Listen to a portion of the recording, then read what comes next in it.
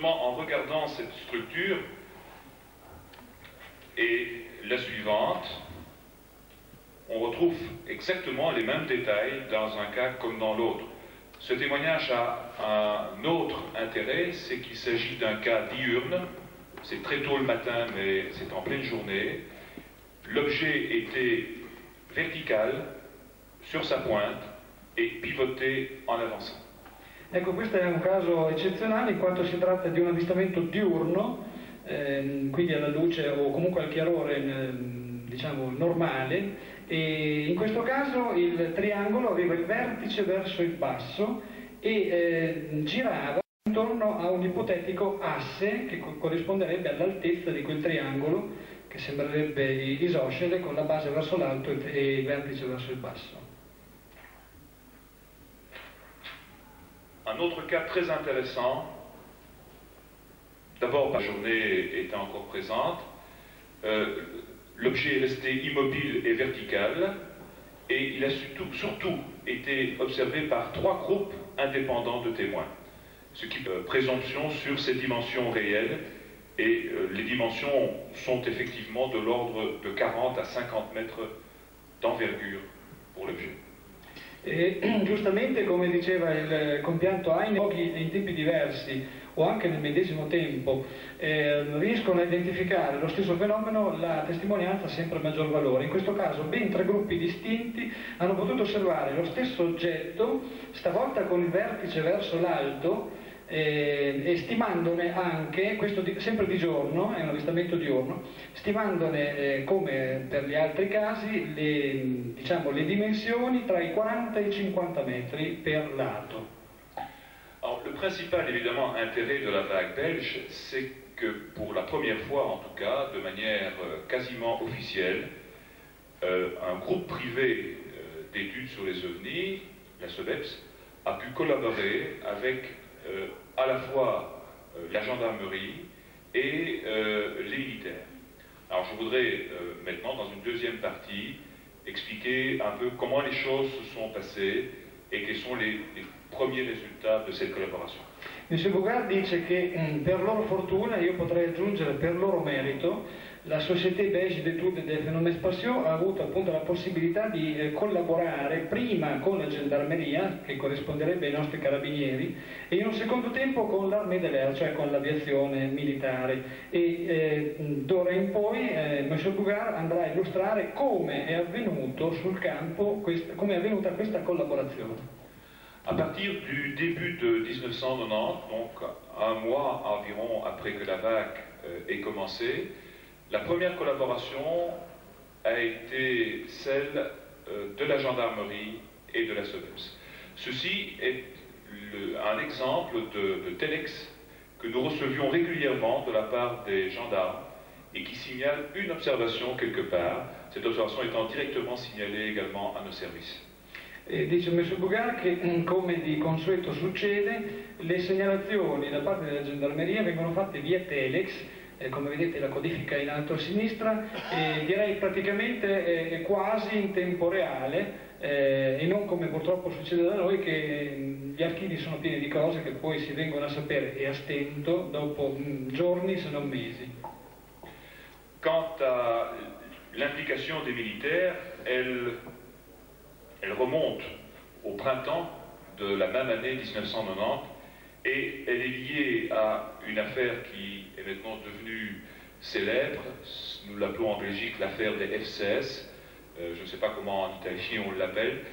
C'est l'observation donc qui a été faite conjointement par des gendarmes au sol dans une région au sud de Bruxelles et des observations qui ont été faites sur des écrans radars qui ont justifié l'intervention de 2 F-16, et lors de l'intervention de ces 2 chasseurs F-16, des informations radar ont été recueillies.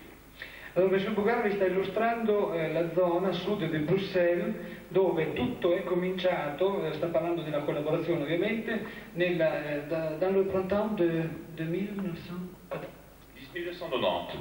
En fait, c'est le 30 mars, dans la nuit du 30 mars 1990, dove è cominciata questa collaborazione e dove si è avuta il contemporaneo avvistamento sia da testimoni oculari al suolo sia su schermo radar dello stesso oggetto. Attenzione, questo è molto importante, lo aggiungo io, perché spesso c'è la diatriba tra l'osservazione visuale e l'osservazione radar. Non sempre c'è quella radar e anche se c'è, non sempre è confortata da quella visuale e viceversa. Alors voilà la carte un peu des événements. La hauteur de la carte fait environ 80 km. Bruxelles est ici. Les témoins au sol se trouvaient dans une région à la droite de la carte. Les avions ont décollé de la base de Beauvechain, ici, et ont sillonné toute la région. À plusieurs reprises, à 13 reprises exactement. Ici, nous n'avons repris que 5 de ces rencontres, mais à 13 reprises, des éco-radars sont apparus sur les écrans de ces deux avions au cours de leur mission de surveillance.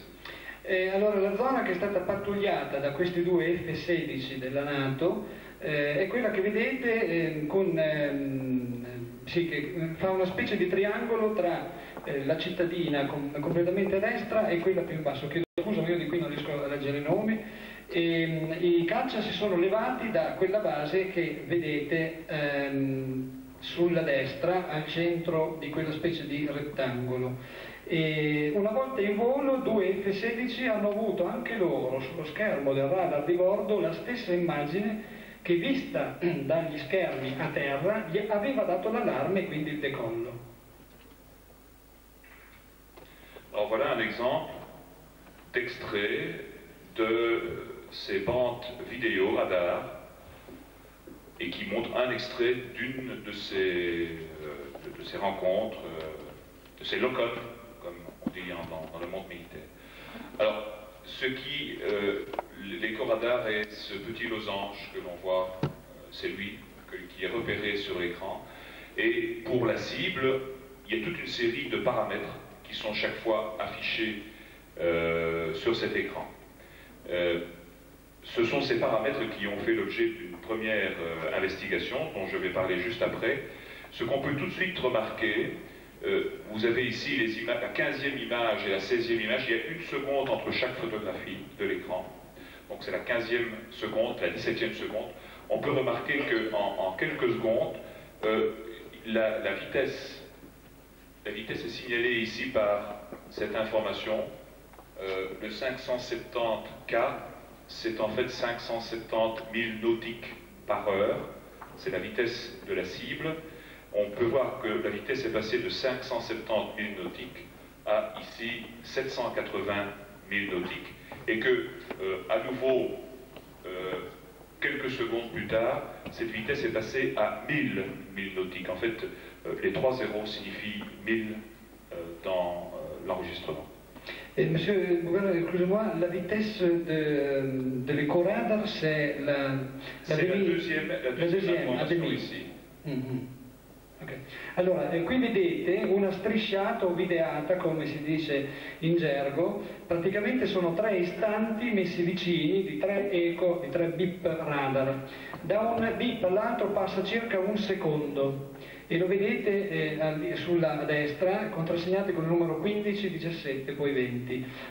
Dunque l'oggetto fatto bersaglio dal radar è quella piccola losanga che c'è sopra quella specie di serpentina, vedete in centro, sembra esserci una serpentina, ecco, ve lo indica Roberto, quello è l'ecoradar, forma di losanga, ed è il supposto oggetto volante non identificato. Come vedete, la velocità di questo oggetto, tralasciando gli altri dati, si trova al centro di quella serie di 3 cifre messe in colonna sulla destra.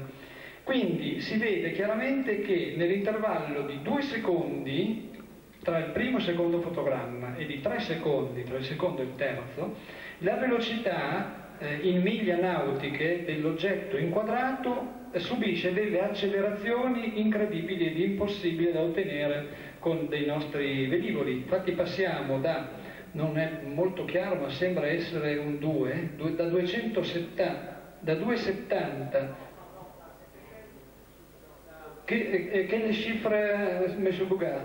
Quelle chiffre la vitesse? La vitesse, c'est la deuxième information, donc 780. Quella, la première, ah non? 1000. La première, ah non? 1000. La prima in alto, la première, ah no? La première, vitesse, sa. 570. Ah, ecco, da 570 miglia a 780 miglia a oltre 1000 miglia nautiche in un secondo, non in un minuto, in un secondo. Si potrebbe calcolare l'accelerazione, qui il generale Marcelletti potrebbe farci due calcoli in fretta, altro che 22 G. En fait, donc, il y a énormément d'informations disponibles à partir de ce document. Et notre objectif a été, dès que nous avons eu connaissance de l'existence de ces bandes radars, de demander donc aux militaires de les confier à une analyse faite en collaboration avec les milieux scientifiques. Et la réponse nous est effectivement arrivée positivement dans le courant du mois de juillet 1990. Ceci est la réponse du ministère de la Défense nationale qui autorise la SOBEPS et ses conseillers scientifiques en tout cas